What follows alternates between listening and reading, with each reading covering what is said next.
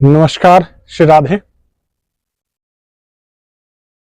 जो भी जीवन में हम पा रहे हैं, सुख है या दुख है, जो भी है वो उस ईश्वर का दिया हुआ है। और जीवन में हर किसी के दो ही चीजें आती हैं, या सुख आता है या दुख आता है। तो जब भी जीवन में सुख आता है तो हम कहते हैं, हर व्यक्ति कहता है कि ईश्वर की देन है और ईश्वर की कृपा है। सुख दिया हुआ ईश्वर का है। वही ईश्वर जब दुख देता है, जीवन में संघर्ष देता है, कष्ट देता है, चुनौतियां देता है पग पग पे, तो हम कहते हैं कि उस ईश्वर का दिया हुआ ये दुख है। अब बात एक जो सोचने की है वो ये है कि जब ईश्वर जन्म दे रहा है तो वो अच्छा कर रहा है। यानी हम कहते हैं कि ईश्वर ने हमें जन्म दिया, उसकी कृपा है, उसने बहुत अच्छा कार्य किया जीवन में। ईश्वर ने हमें सुख दिए, ऐश्वर्य दी, भौतिक सुख हो, आध्यात्मिक सुख हो, अच्छी संतान दी, अच्छा धन दिया, अच्छी जॉब दी, अच्छा बिजनेस दिया, बिजनेस में अच्छी उन्नति दी, तो हम कहेंगे कि ईश्वर ने बहुत अच्छा काम किया।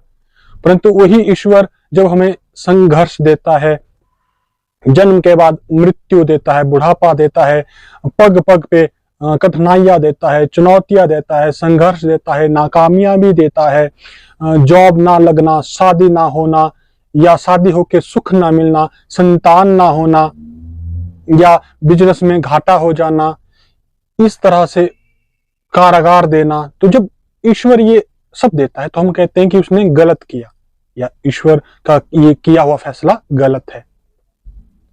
तो ये बात सोचने की है कि वो ईश्वर जो जब सुख दे तो अच्छा है, वो सही है, और वही ईश्वर जब दुख दे, संघर्ष दे, चुनौतियां दे, जीवन में कांटे दे, तो फिर गलत कैसे हो सकता है। उस ईश्वर का दिया हुआ फूल यदि अच्छा है तो उस ईश्वर का दिया हुआ कांटा गलत कैसे हो सकता है। उस ईश्वर का दिया हुआ धूप यदि अच्छी है तो उस ईश्वर की दी हुई बारिश गलत कैसे है। यदि उस ईश्वर की दी हुई बारिश या छाया यदि अच्छी है तो उस ईश्वर का दिया हुआ धूप गलत कैसे हो सकती है। दोनों चीजें ईश्वर ही दे रहा है, यानी सुख भी ईश्वर देता है, दुख भी ईश्वर देता है। इस सृष्टि का कारण और कर्ता एकमात्र ईश्वर है, वो हर चीज का करता है। यानी ईश्वर ने तो कहा है, ईशावास्यमिदं सर्वम यत् किंचित जगतयाम जगत। इस संसार के कण कण में ईश्वर विद्यमान है, तो फिर उसका सुख भी अच्छा है, उसका दुख भी अच्छा है। भगवान कृष्ण ने गीता में कहा था कि जो कुछ करता है मैं ही करता हूं। और एक बात और ईश्वर ने कही थी, कृष्ण ने गीता में कहा था कि तुम कामना मत करो, यानी जो अपने कर्म पे ध्यान दो, कार्य करो, उसके फल की आकांक्षा ना करो। ऐसा नहीं कि फल की इच्छा ना करो, फल आपके पक्ष में होगा इस बात की आप आकांक्षा ना करो। जो परिणाम है वो आपके विपक्ष में हो सकता है। यानी अर्जुन, जब तुम लड़ रहे हो तो हार होगी या जीत होगी, इस बात का फैसला तुम मत करो, उसमें से कुछ भी हो सकता है। तुम ये मत सोचो कि मैं लड़ रहा हूं, मैं संघर्ष कर रहा हूं तो मुझे जीत ही चाहिए, क्योंकि वो बात समय निर्धारित करेगा कि जीत होगी या हार, यानी ईश्वर निर्धारित करेगा। और यह बात है कि कामनाएं मत करो, या यही बात अष्टावक्र जी ने गीता में कही थी। अष्टावक्र गीता में कहा था कि तुम फल की इच्छा, यानी मतलब जो फल है उसकी इच्छा तो त्याग ही दो, तुम बीज की इच्छा भी त्याग दो। यानी जब फल तो तब होगा जब बीज पैदा होगा, बीज निकलेगा, फिर तुम फल भोगोगे। तुम गीता में, अष्टावक्र जी ने तो गीता में कहा था कि तुम बीज की ही इच्छा छोड़ दो, यानी तुम जन्म की ही इच्छा छोड़ दो। जन्म भी वो देगा, मृत्यु भी वो देगा, फल भी उसका है, हर चीज उसकी है। तो संघर्ष भी उसके हैं, और सुख भी उसके हैं, और दुख भी उसके हैं, खुशी भी उसकी है, फूल भी उसके हैं, तो कांटे भी उसके हैं। उस ईश्वर का ही सब है। बात सोचने की है। विचारने की है। हम ज्योतिष पे चर्चा करते हैं और ज्योतिष में अधिकांश हर जीवन में आज के परितब, आज की बात करें या कई जन्मों की बात करें, कई युगों की बात करें, व्यक्ति के जीवन में दो ही चीजें हैं, या सुख है या दुख है। और खासकर इस कलयुग में या इस पृथ्वी लोक में तो दुख ही है, क्योंकि ये तो दुखों का घर है, दुखालयम, ये दुखों का घर है। यहां पे हमेशा दुख ही रहेंगे। आपने कभी गौर किया है कि जब हमारे अंदर दुख ना हो ना, तो एक अभाव रहता है। यानी मान लो हमारे सिर में दर्द है, कोई पूछता है कि क्या हो रहा है, तो आप कहोगे कि सिर में दर्द है ना। तो जिस दिन सिर में दर्द है उस दिन सिर का आभास हो रहा है, परंतु जब सिर दर्द नहीं है तो सिर का आभास नहीं हो रहा है। यानी दर्द नहीं है पर आपको खुशी नहीं है कि आपके सिर में दर्द नहीं है। पाँव में दर्द है, तो जब दर्द है तो आप कहते हो दर्द है, तब आपको आभास हो रहा है कि आपके पाँव में दर्द है। और जब पाँव में दर्द नहीं है, यानी दर्द का अभाव है, खुशी नहीं है, दर्द का अभाव है। जब दर्द का अभाव होता है तब उस बात की खुशी नहीं होती। आप कहीं बाहर जाके ये नहीं कहते कि मेरे आज सिर में दर्द नहीं है, या ये मेरे पास आज सिर है ना। तो हर चीज का अभाव है इस संसार में ना। एक दुख है और दूसरा दुख का अभाव है, सुख नहीं है। सुख एक भ्रांति है, एक मन की कल्पना है।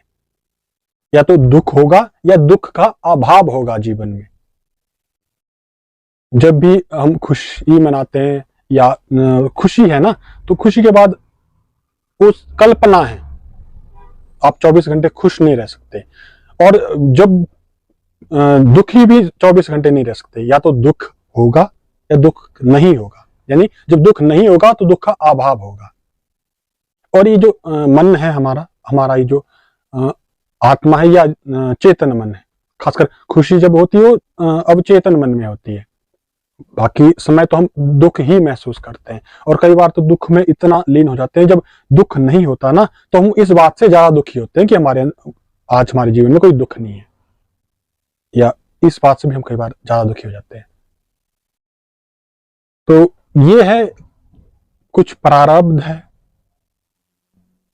और ऐसा नहीं है कि आज आपके जीवन में बहुत दुख है तो कल दुख नहीं होगा, या कल दुख ही होगा।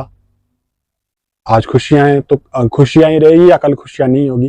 तो ये एक सामंजस्य है। आज दुख होगा तो कल दुख नहीं होगा। खुशियां या सुख एकमात्र कल्पना है जो क्षणिक है। जो क्षणिक है वो हमेशा रहने वाली नहीं है। आप इस बात को सोचिए कि हम हर चीज को लेकर ईश्वर को ही दोषी ठहराते हैं। यानी हमारे जीवन में खुशियां नहीं है तब भी, यदि दुख है तब भी। परंतु एक बात जो सबसे उत्तम है, और शास्त्रों में या हमारे पहले के यानी कृष्ण हो या द्रौपदी हो या कुंती हो, और भी नारद हैं, बहुत सारे हैं ऐसे ऋषि मुनि हुए या ऐसे लोग हुए, उन्होंने माना है कि जब दुख होता है जीवन में तब ही भगवान हमारे साथ होते हैं, खुशी में साथ नहीं होते। हालांकि ईश्वर तो कण कण में है, ईश्वर तो कण कण में है, परंतु हमें उस बात का एहसास दुख में ही होता है। जब कोई नहीं होता तब ही ईश्वर होता है। द्रौपदी की जब बात लाज पे आई तो उसके पति उसके साथ नहीं थे, उसके साथ कोई नहीं था, तब कृष्ण थे, तब ईश्वर थे। पांडवों के ऊपर जब कष्ट था, यानी जब वो लाक्षागृह में थे, जब वनवास में थे, या युद्ध में अर्जुन थे, तब कृष्ण थे। जब खुशी में थे तब अर्जुन नहीं थे, यानी जब पांडव दुख में थे तब कृष्ण थे। जब पांडवों के पास सुख था, राज का वो वैभव भोग कर रहे थे, तब कृष्ण चले गए थे। यानी जब कुरुक्षेत्र का युद्ध समाप्त हुआ राज तिलक हुआ। उसके पश्चात कृष्ण कुछ समय रहने के बाद जब पांडवों के जीवन में खुशियां आई तब कृष्ण चले गए थे। कृष्ण तब थे जब पांडवों के ऊपर कष्ट था, उन्हें दुख थे जीवन में। इसी बातों में जब भगवान जा रहे थे तो कुंती माता ने कहा था कि कृष्ण, जब तुम होते हो ना, तुम तभी होते हो जब हमारे जीवन में कष्ट हो। तो कुंती जी ने मांगा था कि आप मुझे कष्ट दो, जीवन में कष्ट ही हो हमेशा। और ये अनुभूत बात है। हमने अपनी बात करूं तो बहुत समय मैंने ये बहुत बार ऐसा अनुभूत किया कि जब मैं बहुत कष्ट में होता हूं, बहुत परेशानी में होता हूं, तब ही चमत्कार होता है, तब ही वो ईश्वर का मुझे आभास होता है कि यार कोई मैजिक हो गया, तो वो ईश्वर है। और जब मैं खुश होता हूं तब ना ईश्वर का होने का तो आभास है, परंतु वो ईश्वर की प्रतीति, वो ईश्वर की फीलिंग या ईश्वर को भी महसूस करना, ईश्वर के होने का एहसास उतना नहीं होता जितना मुझे बहुत कष्ट में होता है। तो ये जो संसार है ये कष्ट का घर है और इस कष्ट में ईश्वर है। और खुशी जो है ना, वो इस संसार से विदा, यानी उस कृष्ण को पा लेना, उस ईश्वर को पा लेना, उस ब्रह्म को पा लेना है, उस सत्य को पा लेना खुशी है। एकमात्र वही खुशी है, इसके अलावा जीवन में कोई सुख नहीं है। उस ईश्वर को, उस शक्ति को, उस मोक्ष को पा लेना खुशी है। बाकी तो हम अगर कहेंगे फूल ईश्वर ने दिए वो अच्छे हैं, कांटे ईश्वर ने दिए वो गलत है, तो ऐसा नहीं है। ईश्वर ने फूल भी सोच समझ के दिए हैं, क्योंकि जो फूल सोच समझ के देता है वो कांटे भी तो सोच समझ के देगा ना। अब जिसके पास इतना दिमाग है कि वो इतना सुंदर फूल बना सकता है, तो उसके पास इतना वो इतना गलत कैसे हो सकता है कि वो कांटा बना दे और उसका कोई औचित्य ना हो। कांटा भी उसने अपनी समझ से बनाया, जिसने खुशियां बनाई उसने दुख भी तो अपनी समझ से बनाए हैं ना। जो यदि वो वैभव बना सकता है तो वो दरिद्रता भी अपनी सोच से दे सकता है। वो कष्ट भी तो कुछ सोच के दिए होंगे। जब वो खुशियां आपको दे रहा है, हमको खुशियां दे रहा है, तो जब वो कष्ट देता है तो तब भी तो उसने कुछ सोच के दिए होंगे। तो ऐसा ही जीवन है। और इन चीजों को देखने के कई मार्ग हैं और इन चीजों से छूटने के भी कई मार्ग हैं। यानी ऐसी एक अवस्था जहां ना सुख का, हमें सुख को लेके ना सुखी हो, ना दुख को लेके हम दुखी हो। हमारे जीवन में सुख है तो वो भी अच्छे हैं, दुख है तो भी अच्छे हैं। ऐसी अवस्था के लिए बहुत से ऋषि मुनियों ने बहुत सारे रास्ते बताए हैं, ईश्वर प्राप्ति के बताए हैं। उन रास्तों पे चले। ज्योतिष के माध्यम से आप अध्यात्म को जान सकते हैं, क्योंकि अगर हमने पूर्व जन्म में कभी इस कोई साधना की हो, उसका कोई अंश मात्र भी यदि हमारे इस जन्म में उसका आभास हुआ तो जल्दी हो जाएगा। और इस बात को हम ज्योतिष से जान सकते हैं कि हमारे जीवन में आगे क्या आने वाला है, हमें अध्यात्म में सहारा मिलेगा, हमें ईश्वर प्राप्ति में मोक्ष की तरफ हम जाएंगे या नहीं जाएंगे, ये ज्योतिष बहुत अच्छी तरह बता सकता है। धन होगा या नहीं होगा, क्योंकि धन आज होगा तो कल नहीं होगा। धन तो आता जाता है, क्योंकि लक्ष्मी तो सिर्फ कृष्ण की है, यानी विष्णु की है। लक्ष्मी तो किसी की नहीं है, परंतु मोक्ष या वो विष्णु सबका है। जैसे लक्ष्मी विष्णु की है, हम भी विष्णु के हैं, हम भी कृष्ण के हैं, हम भी उस परमात्मा के हैं। तो वो स्थायी है। उस चीज को हम ज्योतिष से, अपनी जन्म कुंडली से जान सकते हैं। मोक्ष अष्टम से, द्वादश भाव से, अष्टम से अध्यात्म की हम बात कर सकते हैं और द्वादश से हम मोक्ष की बात करते हैं। कुंडली के द्वादश भाव होते हैं। पहले घर से हम विचार करते हैं शरीर का, ये जो शरीर हमें मिला इसका हम विचार, और इसके अंदर जो बुद्धि है इसका विचार हम लगन से करेंगे, पहले भाव से करेंगे, क्योंकि पहला भाव यानी मैं। अब जो बाकी के घर हैं वो मेरे अंग है, मेरी जीवन की यात्रा है। तो पहला भाव मैं, तनु, मैं यात्रा करूंगा। दूसरे भाव में जाऊंगा तो दूसरा भाव है कुटुंब का, हमारे परिवार का। बच्चा पहले जन्म लेता है, जन्म के पश्चात वो अपने परिवार को देखता है। परिवार की संपत्ति का घर भी दूसरा है, क्योंकि परिवार है तो उसकी संपत्ति मिलेगी, तो धन का घर भी दूसरा हो गया, सुखों का घर भी दूसरा हो गया। परिवार का सुख, धन का सुख, धन संग्रह का सुख। फिर तीसरा भाव हमारे भाइयों का, बहनों का, साहस का, छोटे भाई बहनों का, और हमारा साहस, शौर्य, मित्र। चौथा घर माता का है। चौथा घर हमारे भौतिक सुखों का है, घर का है, मकान का है। फिर उसके बाद पंचम घर हमारी ज्ञान का, बहुत महत्वपूर्ण है, ज्ञान, और उसमें भी पूर्व जन्म की बात हम करेंगे। उस घर में कि हमने पूर्व जन्म में कोई अध्यात्म किया था, कोई बुरा कर्म किया था, कोई पाप किया था, मैं पहले इस घर में था इसलिए यहाँ आया, या कुछ देने को था इसलिए आया। कई बार हमारे पूर्वज कोई छोड़ के चले जाते हैं तो उसका उपभोग नहीं कर पाते, तो इसलिए वो दोबारा से उस घर में आते हैं। तो कई बार हमने कुछ चीज से लिया होता है तो हम उसका देने के लिए उस घर में आते हैं। तो इस बात को हम पंचम भाव से जान सकते हैं। षष्ठ भाव संघर्ष है, रोग है, शत्रु है, मामा है, सौतेली माँ है, मासी है। इसका विचार षष्ठ भाव से करेंगे, क्योंकि ज्ञान हो गया ना, पूर्व जन्म भी हो गया, तो अब जो पूर्व जन्म का जिसके साथ लेना देना था उसका लेना देना का हम अपने यानी पंचम से दूसरे भाव से करेंगे। षष्ठ भाव से हम जो भी है, शत्रुता है तो उस पर निपटाएंगे, मित्रता है तब निपटाएंगे, जो भी है वो निपटाएंगे। फिर सप्तम भाव की बात करेंगे, मैं हूं, तो अब वो दूसरा है, यानी अब हमारे जीवन में कोई दूसरा आने वाला है, पति पत्नी, कोई पार्टनरशिप। फिर अष्टम भाव की बात करेंगे। वैसे तो भौतिक जगत में अष्टम भाव को बहुत बुरा माना गया, मृत्यु का घर है और हर लोग मृत्यु से डरते हैं। परंतु वही बात है कि जो अष्टावक्र जी ने कही थी कि तुम बीज की इच्छा ही छोड़ दो, तुम जन्म की इच्छा ही छोड़ दो, क्योंकि जन्म के साथ ही मृत्यु है। वो अष्टम भाव बताता है आयु और मृत्यु, क्योंकि आयु के साथ ही तो मृत्यु है, जन्म हुआ उसके साथ ही मृत्यु है। यानी हम यहाँ मर रहे हैं तो इसका मतलब हम मर नहीं रहे, हम तो जन्म ले रहे हैं, कहीं और जन्म ले रहे हैं, किसी और योनि में जन्म ले रहे हैं। तो अगर हम मरेंगे नहीं तो हम जन्म नहीं ले पाएंगे।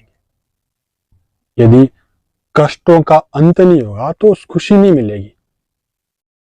हम कीचड़ में हैं और उसी में सुख भोग रहे हैं, और हम चाहते हैं, कल्पना करते हैं कि हमें मखमल का बिस्तर मिले तो वो कीचड़ का तालाब छोड़ना पड़ेगा। वही बात इस जगत की है कि हम बुढ़ापे में हैं, जर्जर अवस्था में हैं, रोग से ग्रसित हैं, शरीर में पीक पड़ा हुआ है, जबान बाहर निकली है, खा नहीं सकते, किसी चीज का आभास नहीं है, फिर भी शरीर त्यागने में या त्याग के जाने में कष्ट महसूस करते हैं, विलाप करते हैं कि इस दुख से हम जो है मुक्त हो गए। इस बात का विलाप हो रहा है घर में कि मेरी माँ, मेरा बाप, मेरा भाई, मेरा पत्नी, मेरा पति, मेरा बेटा इस कष्ट से छूट कैसे सकता है। एक बहुत चिंतनीय विषय है कि हम कष्ट में हैं, और जब हम कष्ट से छूट रहे हैं तो इस बात को लेके हम रो रहे हैं, विलाप कर रहे हैं, उस ईश्वर को कोस रहे हैं कि ईश्वर ने ऐसा क्यों किया।